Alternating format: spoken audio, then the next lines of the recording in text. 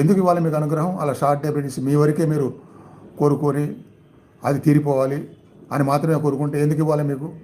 మీరు విశ్వానికి ఏమి హెల్ప్ చేయకుండా, ప్రజలకి ఏమి హెల్ప్ చేయకుండా, ముందే చెప్పాను, భగవంతుడు అనేక మంది దేవతల్ని ఎందుకు విశ్వాన్ని నడిపించడానికి ఎన్నుకున్నాడు?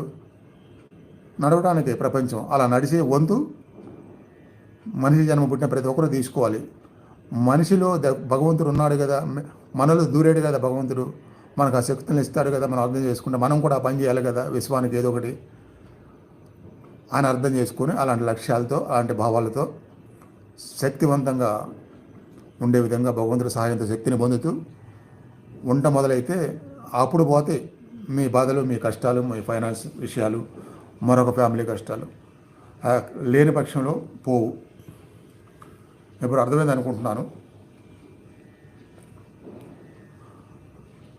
అర్థమైతే అర్థమైందని చెప్పండి.